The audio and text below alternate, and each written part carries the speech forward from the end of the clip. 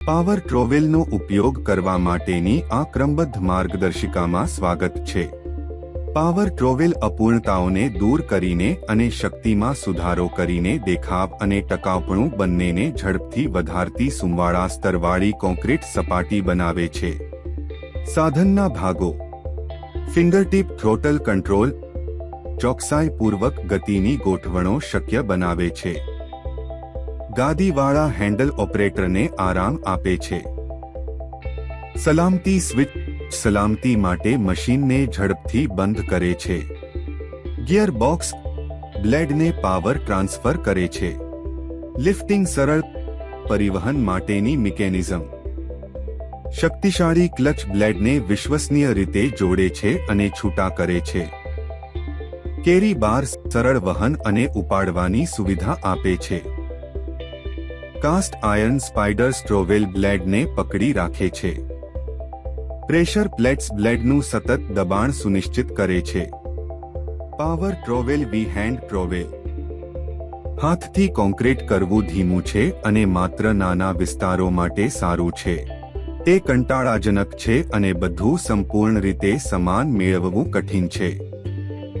બીજી તરફ power trowel મોટા માળને ઝડપથી અને સરળતાથી સંભાળી શકે છે।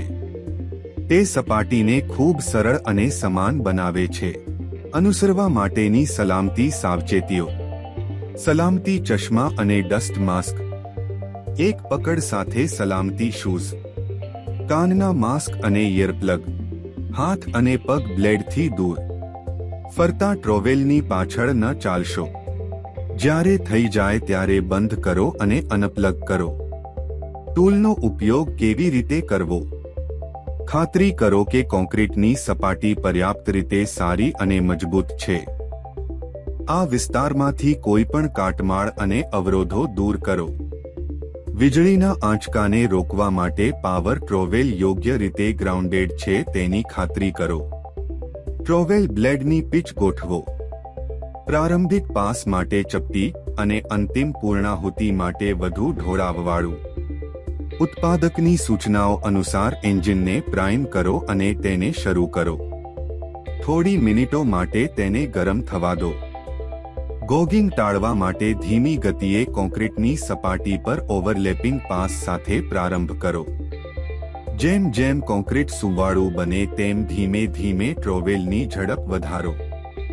ઇચ્છિત પૂર્ણાહુતિ માટે ઊંચી ઝડપે અને ઢોળાવવાળી પિચ પર ટ્રોવેલ વડે અંતિમ પાસ બનાવો। જાળવણી ટિપ્સ: ધૂળ દૂર કરવા માટે દરેક ઉપયોગ પછી ડ્રીલ સાફ કરો। ક્ષતિગ્રસ્ત ભાગો માટે સમયાંતરે ડ્રીલ બિટ્સ તપાસો અને તે મુજબ તેમને બદલો।